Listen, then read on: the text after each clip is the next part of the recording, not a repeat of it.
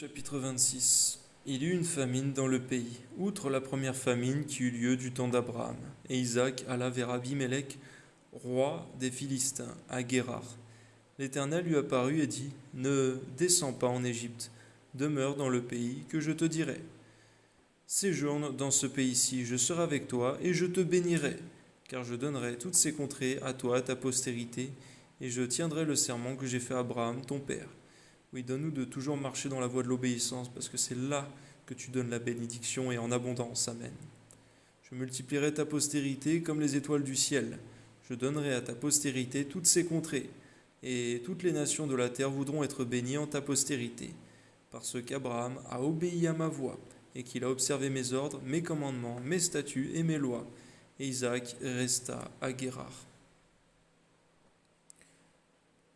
Lorsque les gens du lieu faisaient des questions sur sa femme, il disait, c'est ma sœur, car il craignait, en disant ma femme, que les gens du lieu ne le tuassent, parce que Rebecca était belle de figure. Seigneur, tu nous montres aussi, Seigneur mon Dieu, que les erreurs qu'ont fait les pères peuvent aussi être transmises aux enfants. Garde-nous, Seigneur mon Dieu, de transmettre de mauvaises choses à nos enfants. Amen. Comme son séjour se prolongeait, il arriva qu'Abimélec, roi des Philistins, regardant par la fenêtre, vit Isaac, qui plaisantait avec Rebecca, sa femme. Abimélec fit appeler Isaac et dit, certainement c'est ta femme. Comment as-tu pu dire c'est ma sœur? Isaac lui répondit, j'ai parlé ainsi, de peur de mourir à cause d'elle. Et Abimélec dit, qu'est-ce que tu nous as fait?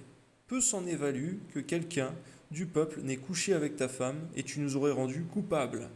Alors Abimélec fit cette ordonnance pour tout le peuple. Celui qui touchera à cet homme ou à sa femme sera mis à mort. Isaac sema dans ce pays et il recueillit cette année le centuple, alléluia, car l'Éternel le bénit. Cet homme devint riche et il alla s'enrichissant de plus en plus jusqu'à ce qu'il devint fort riche.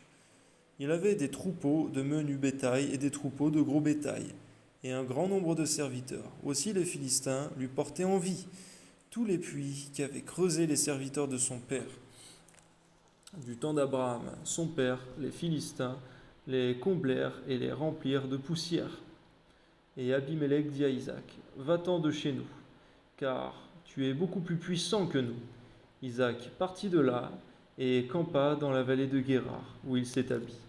Isaac creusa de nouveau les puits d'eau qu'on avait creusés du temps d'Abraham, son père, et qu'avaient comblés les Philistins après la mort d'Abraham, et leur donna les mêmes noms que son père leur avait donnés. Les serviteurs d'Isaac creusèrent encore dans la vallée et trouvèrent un puits d'eau vive. Les bergers de Guérar querellèrent les bergers d'Isaac en disant « L'eau est à nous !» Et il donna au puits le nom d'Ézec. Parce qu'ils s'étaient disputés avec lui, ses serviteurs creusèrent un autre puits, au sujet duquel on chercha aussi une querelle. Et il l'appela Sitna. Il se transporta de là et creusa un autre puits, pour lequel on ne chercha pas querelle. Il l'appela Rehoboth. Car, dit-il, l'Éternel nous a maintenant mis au large, et nous prospérerons dans le pays. Amen. Il remonta de là à Beersheba. L'Éternel lui apparut dans la nuit et dit, je suis le Dieu d'Abraham, ton père, ne crains point, car je suis avec toi, je te bénirai, et je multiplierai ta postérité à cause d'Abraham, mon serviteur. Donne-nous, Seigneur, nous-mêmes également comme Abraham, d'être une bénédiction pour une multitude de personnes. Amen. Il bâtit là un autel, invoqua le nom de l'Éternel, et y dressa sa tente, et les serviteurs d'Isaac y creusèrent un puits. Abimélec vint de Guérar auprès de lui avec Ahuzat, son ami, et Picol, chef de son armée. Isaac leur dit, pourquoi venez-vous vers moi, puisque vous me haïssez et que vous m'avez renvoyé de chez vous? Ils répondirent, nous voyons que l'Éternel est avec toi. C'est pourquoi nous disons qu'il y ait un serment entre nous et toi, et que nous fassions alliance avec toi. Jure que tu ne nous feras aucun mal, de même que nous ne t'avons point maltraité, que nous t'avons fait seulement du bien, et que nous t'avons laissé partir en paix. Tu es maintenant béni de l'Éternel. Isaac leur fit un festin.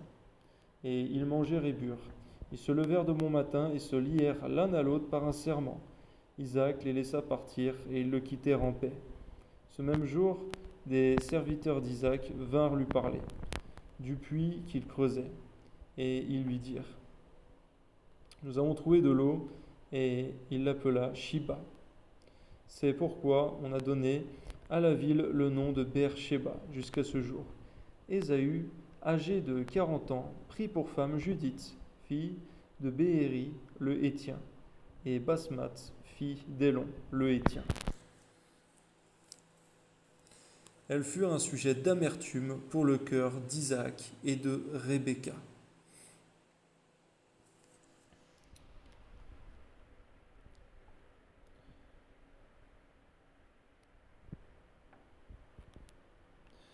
Seigneur, tu nous montres à quel point, Seigneur, la polygamie est un sujet de tristesse, Seigneur mon Dieu, pour les femmes et pour le couple, Seigneur.